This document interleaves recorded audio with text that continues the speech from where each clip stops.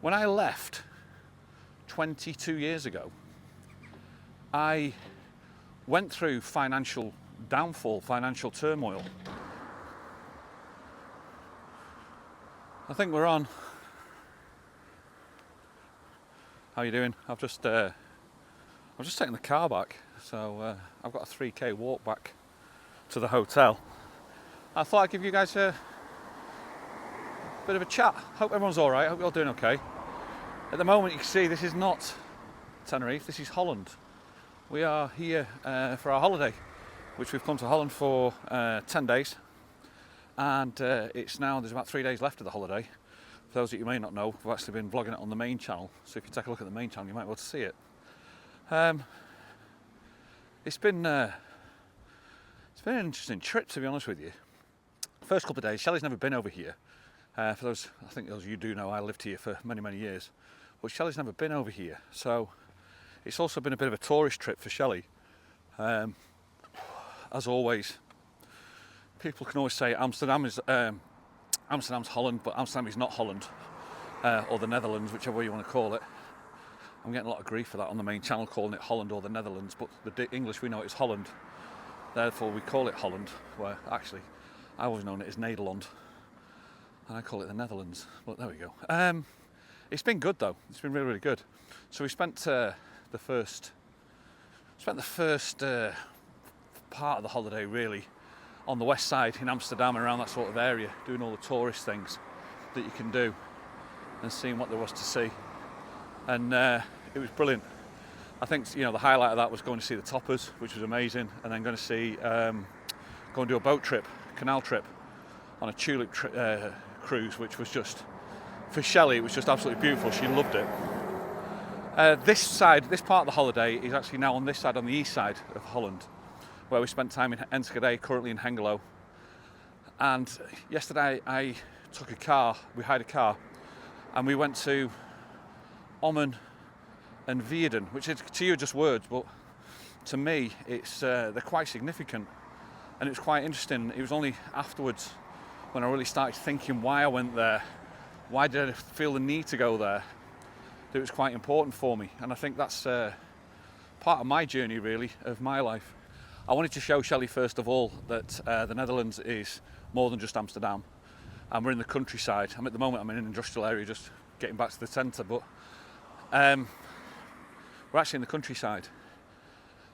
And first of all, I wanted to go to Ommen, which is a beautiful place. It's a little village on a river where I used to live, where I first came over. And I ended up there pure by luck, really, and by chance, not by planning. It was more good fortune than anything else. I saw an advertisement where a guy was looking for a second golf professional at a golf club called Zwolle, and I went there, and he happened to live in Ommen. So he put us up for a couple of weeks, and then I found an apartment in Ommen. And I went and actually, yesterday I went there and I actually stood underneath the window of the apartment and pointed to Shelley, went, that's where I lived. And I genuinely think I needed to do that. And it's a bit weird why, but I genuinely thought, yeah, if I do this, I need to see where I came from. And I don't mean back in the UK growing up, because in all fairness, they weren't the best of times. But from the time I actually took my step myself and, ventured out my own, first time ever, really, I remember leaving my dad's house to drive to the ferry in Newcastle. I left Manchester to drive to Newcastle as a 19-year-old, completely wet behind the ears, making my way over to the Netherlands, and then driving across the country to get to Ommen.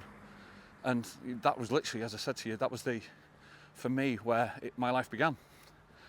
And I didn't realise it, because I think I said as a joke on the main channel, I said, Shelley, this isn't a pilgrimage.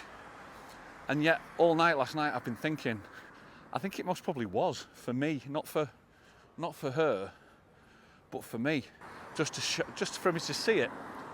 But that wasn't the important one. I can get across now. That wasn't the important one. I decided to go to the golf club where I used to work, which was in Vierden, a place called Golf Club de Koepel.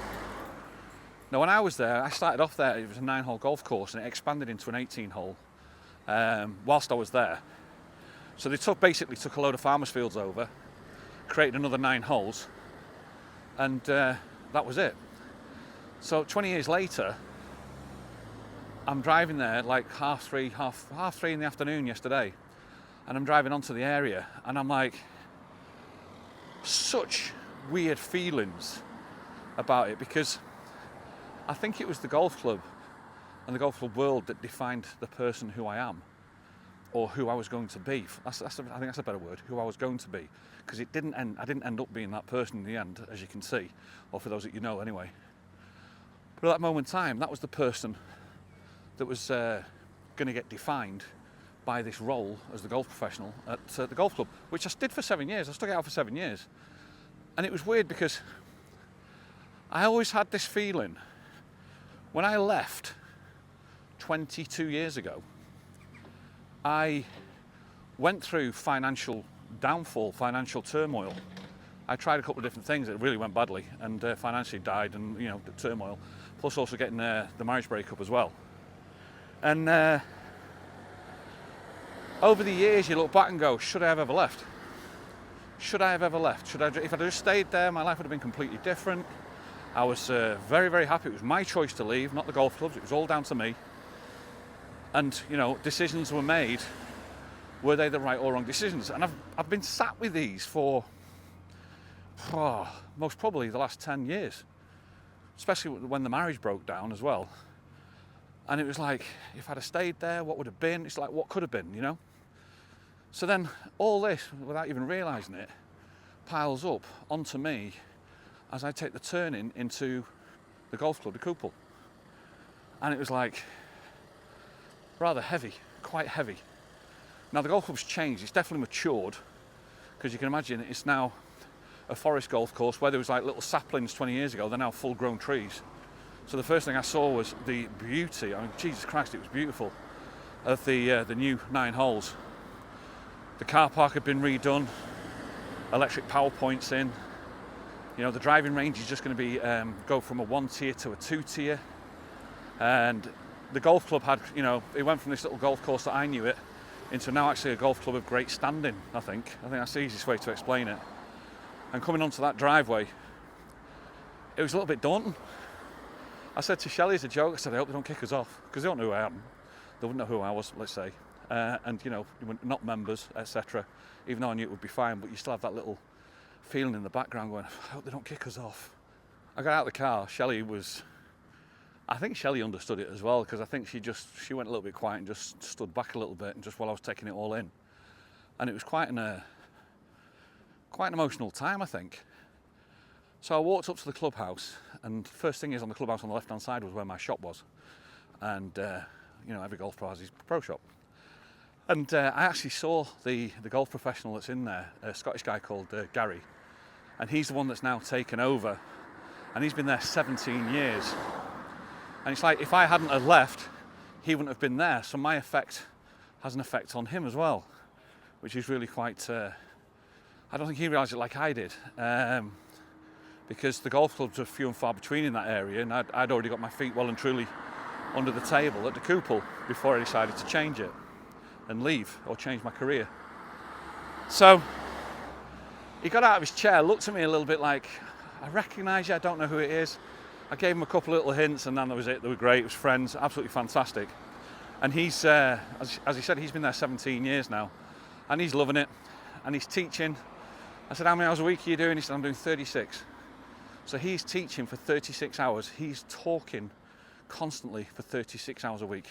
Don't get me wrong, he's making a fortune, he's doing well, but he's still talking for 36 hours a week. And I remember one of the things for me was like, I remember that burnt me out in the end. All that talking absolutely burnt me out after 7 years of doing it.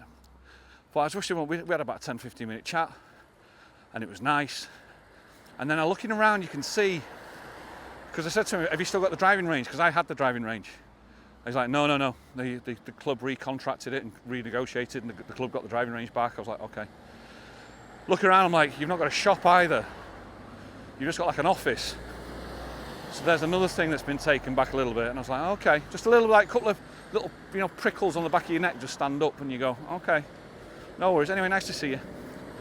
And then I walked into the clubhouse, which has all been redone. It looks absolutely stunning. They spent a fortune on it. It looks absolutely gorgeous. It really did. Extension out the back, all like wooden floors, beautiful wooden tables. And I saw a couple of members in the far right corner. They called them the Mafia because they play every week.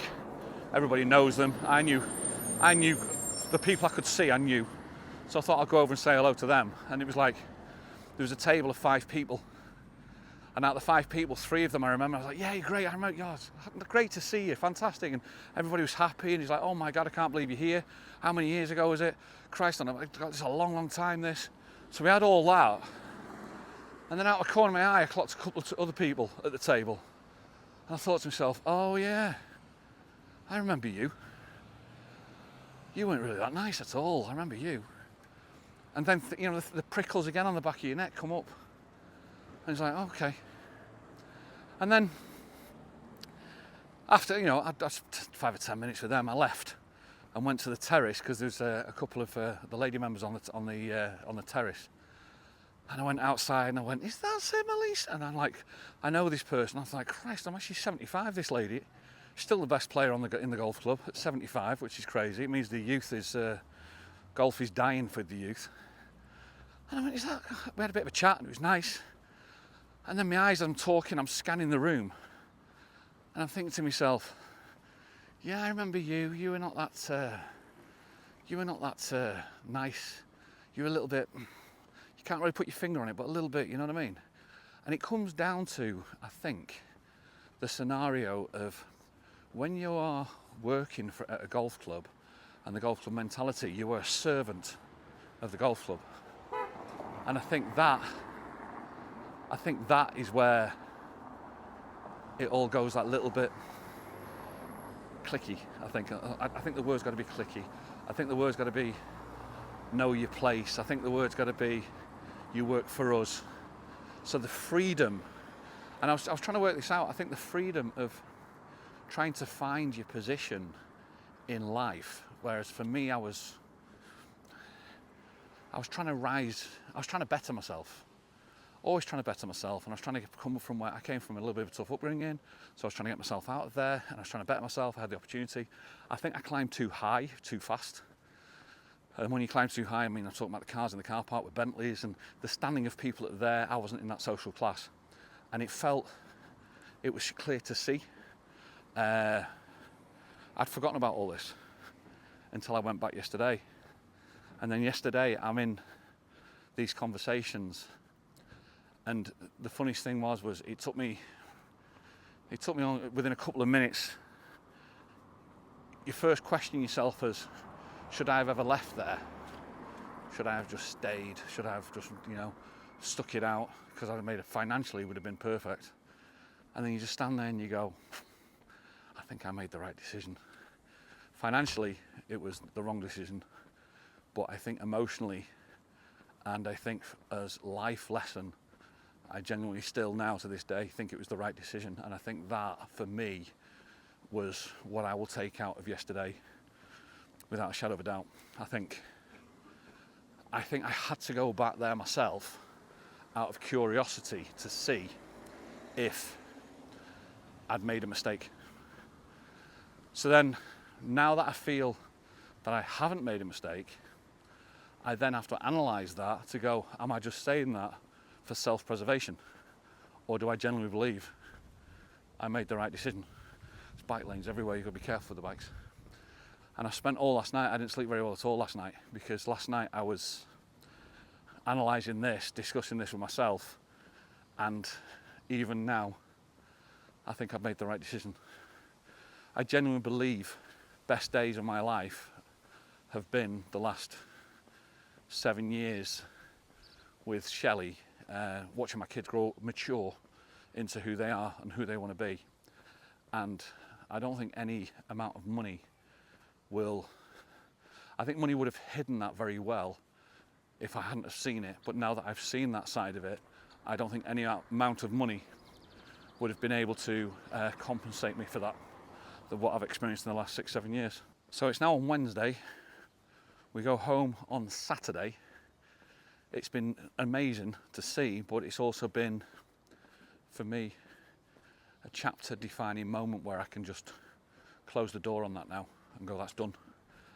I did a video about 2 years ago how I said I don't think I'll ever need to go back to Newcastle because that part of my chapter of my life was finished and closed. Shelley's family's in Sunderland. My daughter, she lives north of Newcastle. I'll just pick her up and bring her back down to Sunderland, but I don't actually need to go into Newcastle Centre anymore. I now have a feeling here on this chapter that I don't think I'll ever come back to this side of Holland. I don't think I'll ever go back to the golf club again. I don't think I'll ever go back to Veerden, where I lived, or Ommen, where I saw my first apartment. I'm so pleased that I went and saw it and stood there and looked up and saw it, but I don't need to do it anymore. And I think in that essence, I think you can call that a pilgrimage, I suppose, because it's closing a chapter that's been open for 23 years. It was unthought about for the first 15, but maybe for the last 8, it's always been there in my mind to think about it and go, what if, what if, what if? And it was very, very interesting to chat with Shelley in the car afterwards because she saw it straight away. It just took me maybe 8 years before I saw it. I think that's what it is. As always, guys, thank you so much. And thanks for sticking out to the end. Consider subscribing, it's free. And I'll see you guys on the next one. Cheers, y'all.